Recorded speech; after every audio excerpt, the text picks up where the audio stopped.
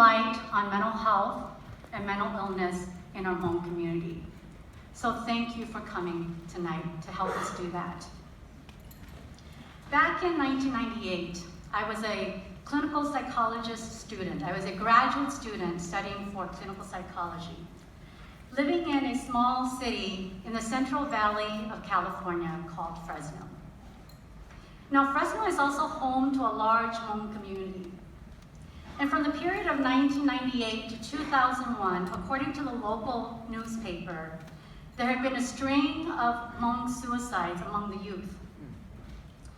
8 Hmong youth had died by suicide from 1998 to 2001. 4 of those individuals died within a time span of 6 months. When I read about that, I was devastated, I was heartbroken, and I was overwhelmed. What made it even more devastating was that one of those 8 who died by suicide was a cousin of mine. But we didn't talk about it in our family. And I continued to grapple with some of the emotions that I experienced and with the lack of conversation around his death. I had so many questions. Were there any signs? Could we have done something? Why aren't we talking about it? But even though I had finished my graduate study in clinical psychology, studying mental health issues, I did not know how to approach my uncle. I did not know how to begin that conversation for fear of offending him. And even though he knew that I was studying this field, he did not approach me. Yet I was still left with these emotions of overwhelming hurt and heartbrokenness. So I did the next best thing. I talked to my dad. And I asked him many questions, many of those pressing questions, including, why aren't we talking about it? And my father replied,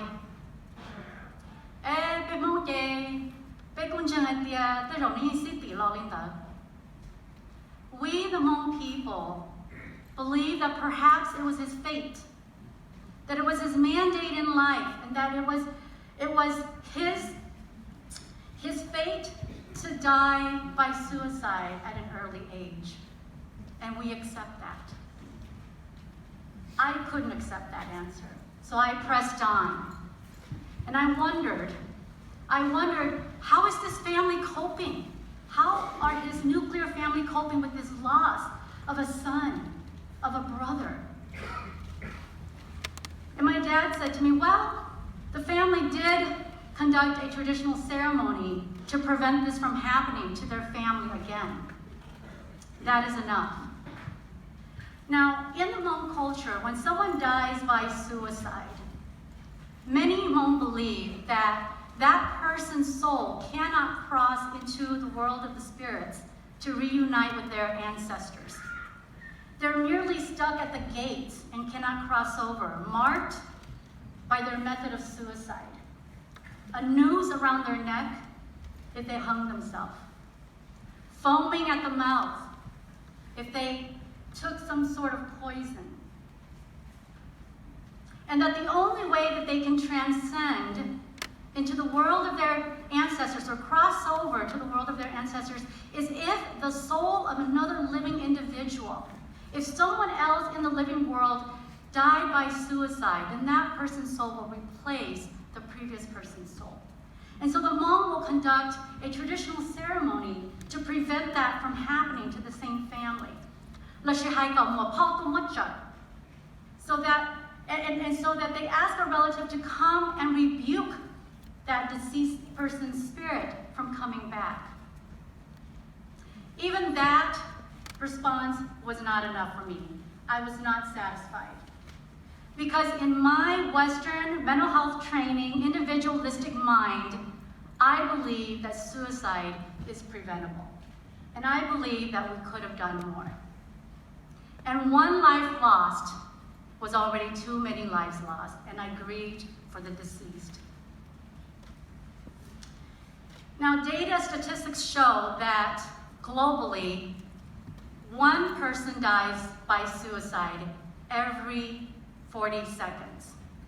That means that in the time that I've come up here and taught you, 8 people have died by suicide.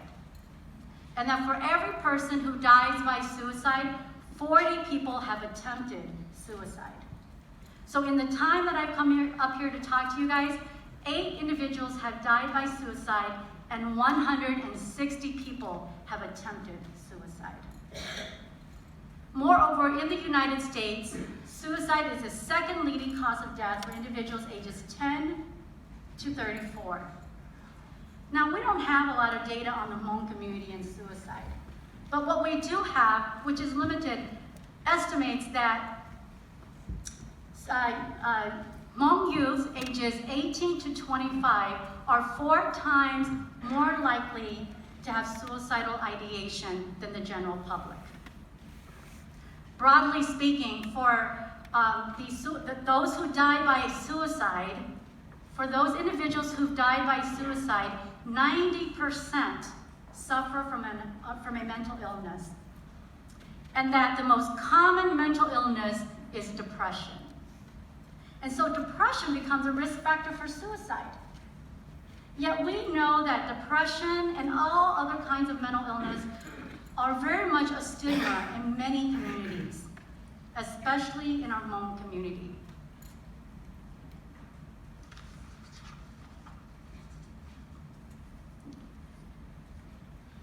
In a clinical population, in a research that looked at clinical populations on Southeast Asians, which includes the Hmong, the Vietnamese, the Cambodians, and the Laotians, what they found was that major depressive disorder was the most diagnosed condition for our Southeast Asian populations.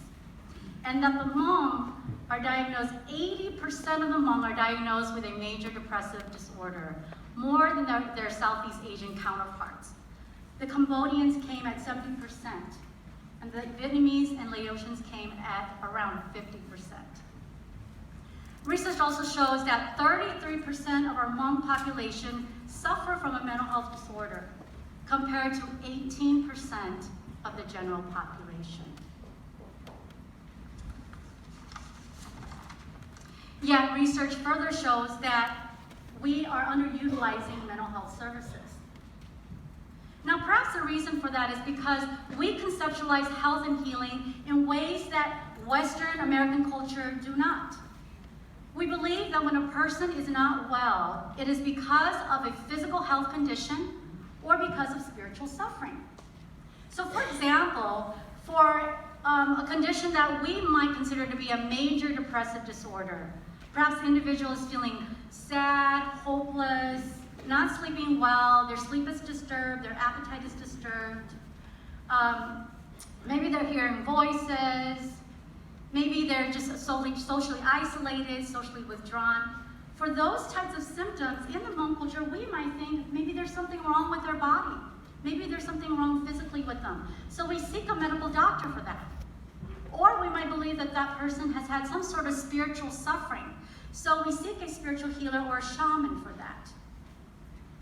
Now, the Hmong people do have other factors contributing to our mental health. And that is what we call gainyoshia, right? Gainyoshia, when we talk about that, we often attribute it to psychosocial stressors, life stressors. The pressures from life, marital problems, family issues, pressure from school, financial difficulties, friend problems, right?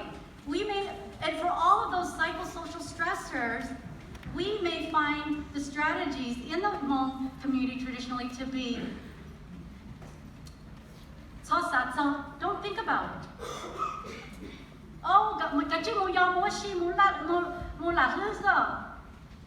right? Go out, forget about it, find a distraction. Suffer and endure. This perhaps is my fate, my mandate in life.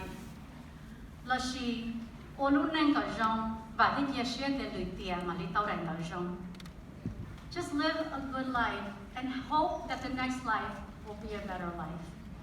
And that's typically how we cope with gainyoshia or stress or depression. And yes, that may work for many people, but what about when it doesn't work for a lot of people? What about when it becomes so severe that they are not functional anymore? When that time comes, we tend to stigmatize it, calling that person, oh, nang vu, nang siat lula. That is someone who's crazy, who's mentally unstable. And when we begin to stigmatize mental illness, it becomes quite problematic. But what we know is, for those who suffer from a mental illness, is that that emotional pain is real. It is very real. So real that it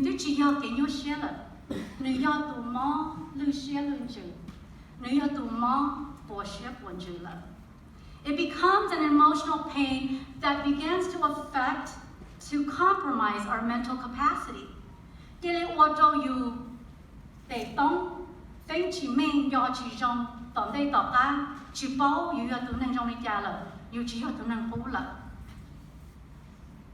And we know that no one chooses this kind of emotional, psychological pain. But how do we begin to think about it differently? I believe that if we begin to think about mental illness as an illness, as a condition, as a disease, much like asthma or gout or diabetes, we may begin to make it less stigmatizing.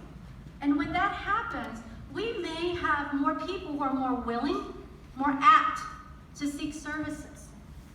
So my hope is that we can begin to destigmatize mental illness so that individuals will be more likely to go out there and access help, because we know that there is help. We know that there are ways to help individuals navigate that. So that when we begin to stigmatize mental illness, and for people who are hurting, that they may seek help. And that when they seek help, they will have hope.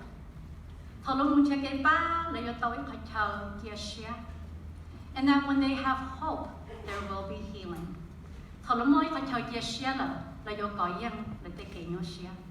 Thank you very much.